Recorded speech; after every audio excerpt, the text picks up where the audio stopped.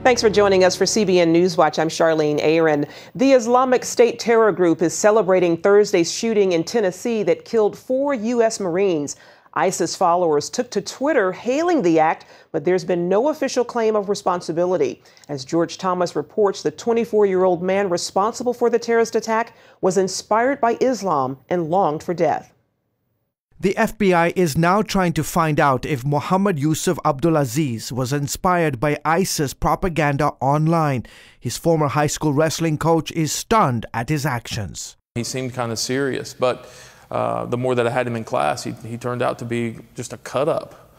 I mean, he was a joker all the time. In the last year, ISIS has been urging followers in America to attack military facilities, police officers, and soldiers. The Kuwaiti-born man was reportedly motivated by Islam, writing in a blog that this life is short and bitter, and that Muslims should not let the opportunity to submit to Allah pass you by. In another post, Abdulaziz writes, "We ask Allah to make us follow their path and to know what role we need to play to establish Islam in the world." What we are increasingly seeing are individuals who may be motivated by the ideology of a terrorist group, may be inspired by their social media campaigns, but are acting independent of those terrorist organizations. The chaos erupted Thursday morning when the heavily armed 24-year-old college student went on a shooting rampage, first at this armed forces recruitment center. He just pulled up, and next thing you know, he lifted up his arms like this with a big black gun, and it was one shot, and then it was just endless shots. Minutes later, racing in a convertible to this Naval Reserve Center, where he shot and killed 4 Marines. For now, authorities are treating this as an act of domestic terror. We understand as a community what it takes to heal.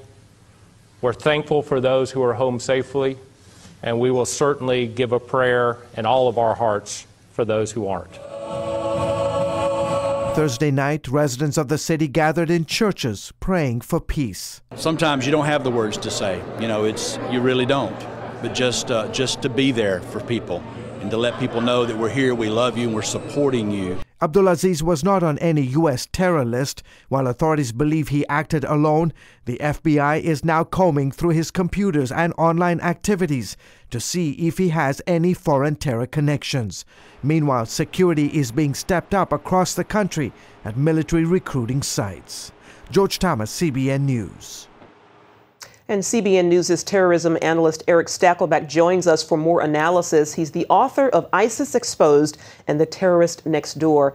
Eric, you've been warning our viewers about this kind of terrorism for a long time, these so-called lone wolves who spread terror on behalf of groups like ISIS and Al-Qaeda at practically no cost, right?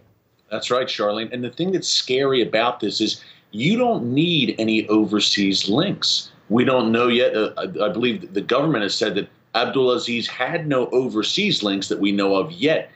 All you need is a computer. All you need to do, Charlene, to carry out the ISIS mission here in the United States, here in the West, is to go online and hook up with some ISIS websites and become radicalized. You can become your own one-man jihad. And that is what ISIS is calling for. They're calling for American and European Muslims to rise up, take matters into their own hands. And I'm afraid, Charlene, that what we saw yesterday, what we saw in Boston, Fort Hood, this is rapidly becoming the new normal here in the West, where we have radicalized ISIS sympathizers who are willing to act here on U.S. soil. Wow.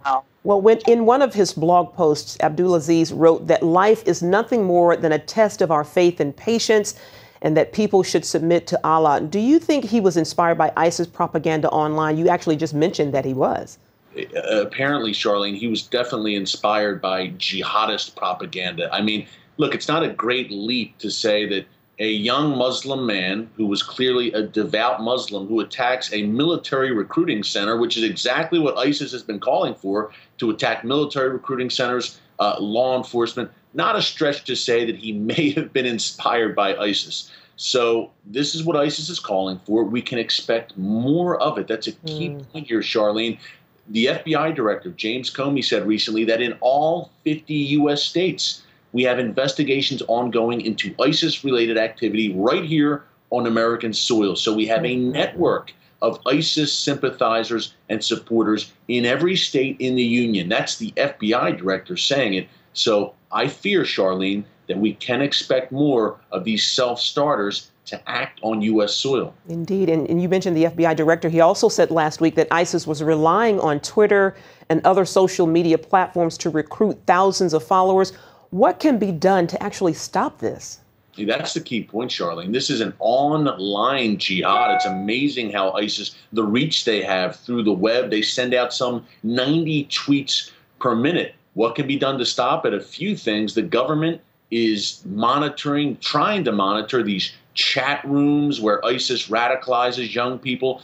We need, in my view, one small step, Charlene, kind of a big step actually, is Facebook, Twitter, YouTube.